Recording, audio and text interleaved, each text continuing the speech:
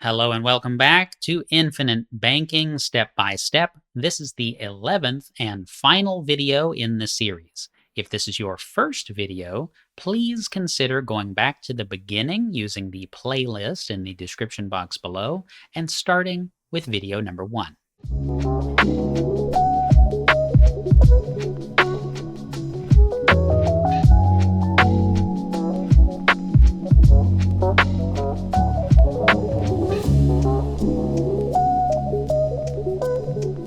Last time, we talked about using your infinite banking policy for investments, for charitable giving, for estate planning, etc. Today, we're going to talk about getting started. We'll talk about deciding on a budget for your policy, choosing the right agent to work with for your infinite banking journey, and we'll also just wrap things up by going back to a metaphor that we started with in the beginning of this course. Let's start by talking about the budget. Every now and again, someone will sheepishly ask me what the absolute rock bottom minimum cost is to get started doing infinite banking. I think that this question stems from the idea that this is a wealthy person strategy and that wealthy people are the only ones that can do it. To give a very short answer to the question, the minimum budget is pretty small. It depends on who's being insured and what insurance company is being used, but the rock bottom cost is pretty low. We're talking about less than $100 and in many cases less than $50 on a monthly basis just to get something going. Now, you may be happier if you put more funds into a policy, but just the barrier to entry is pretty low. As I said, the minimum is going to depend somewhat on the person being insured. Other things being equal, women will get slightly lower premiums than men. Younger people will have lower premiums than older people. Healthier people will have lower premiums than less healthy people. People who don't use tobacco or cannabis will have lower premiums than people who do use tobacco or cannabis. However, the rock bottom budget is eventually going to come down to what does it cost for that person to get the smallest possible insurance policy from a given insurance carrier. Let's say the minimum is $25,000 of death benefit for a particular insurance company. So then it's a question of what's the health rating for that individual? How old are they? Do they use tobacco or not? Etc. And that will give you some idea. Your agent can run those numbers and help you figure that out. My first policy, which I started way before I became an insurance agent, by the way, is $30.68 per month. We now pay those premiums annually instead of monthly, but that's the cost. And it can't go up because whole life insurance has contractually guaranteed level premiums for as long as you have the policy. Do I wish I had started bigger with that first policy? Well, yeah, now that I fully understand and fully lean into this strategy, yes, I definitely wish that I could pay more premiums and pay them more often. However, when I started, I was working in retail for chump change. There's a criticism that's sometimes lobbed at infinite banking proponents that the only people who like whole life insurance are people who sell whole life insurance. And that's just simply not the case. I have many clients who are not agents, the vast majority, and none of them have ever canceled their policies. But for me, for my family, we started where we could start. So that's my advice to you. Start where you can start. Add another policy whenever you feel more comfortable with it.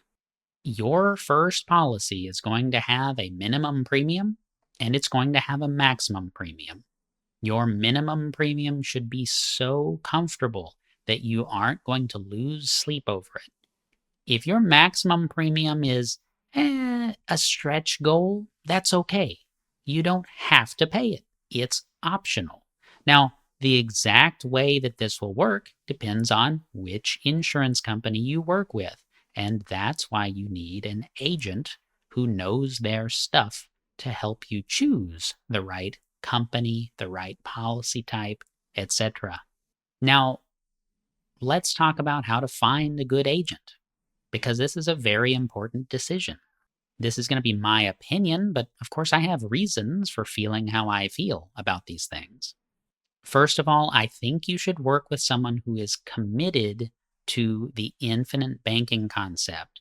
It's not just an idea that can be used to sell more life insurance. It's a lifestyle, and it requires a commitment to lifelong learning. There is no shortage of agents and websites out there that talk about infinite banking just long enough to get you ready to buy a life insurance policy. One good indicator that someone has the right attitude about this is that they are an authorized infinite banking concept practitioner or being directly mentored by one. Personally, I am an authorized IBC practitioner, and everyone that joins my team must make specific and definite plans to become one themselves. Every policy that comes out of our office is personally reviewed by a practitioner, and that's a requirement that I enforce because it's important to me. If you have a strong preference to work with someone live face to face, you can go to the practitioner finder on infinitebanking.org and find someone in your state, probably in your relative area. You can find me on the practitioner finder, and an increasing number of our team is on the practitioner finder as well. Another good question to ask your agent is why they represent the companies that they do. Is this the first insurance company that offered them a contract, or is there a compelling reason or value that that company brings to the table? Here's a red flag to look out for. Do they charge for appointments or any kind of ongoing subscription fee? Do they charge to review each individual policy document that you send in? I wouldn't work with someone like that. There's nothing special about life insurance advising that requires a fee. Honestly, this just strikes me as looking out for themselves before looking out for their clients. Personally, I have a special URL to allow any of my clients to book time with me for any reason, anytime on my work calendar. It's a good use of my time to work with my existing clients, and I don't charge for that. I only work with people that I like and that I want to talk to. If your agent is acting like you are an inconvenience, I would break that relationship off. Finally, I want to revisit the water metaphor that I used at the very beginning of this course. If you recall, I talked about using IBC as drilling a well on land you already own and installing a filtration system so you have drinking water. Meanwhile, I compared tax qualified retirement plans to leasing heavy equipment and constructing an elaborate man made lake to catch rainwater hundreds of miles from home. If the goal is to have drinking water now, if the goal is to have funds to meet life's challenges in the present, you need access to the funds in your account. IBC provides that. You have contractually guaranteed access to the cash value in your policy. If your goal is instead to accumulate a huge amount of money or a huge amount of water and only be able to access it when you are much older, yes, a tax qualified plan may do that, but the amount is subject to huge swings. The government can change the rules on these accounts at any time, and the income tax rate can change at any time. What good is a lake if it's dry when you actually go to visit it? Is that worth giving yourself a pay cut for every paycheck between now and retirement? I am not giving myself a pay cut when I pay life insurance premiums. A huge percentage of what I pay into the policy is available to be used only about 2 weeks later, and I can access it without asking permission and without affecting the long term accumulation of cash value. Whenever you take out a 401k loan to renovate your kitchen, does your 401k grow just like all the money is in there? No, it doesn't.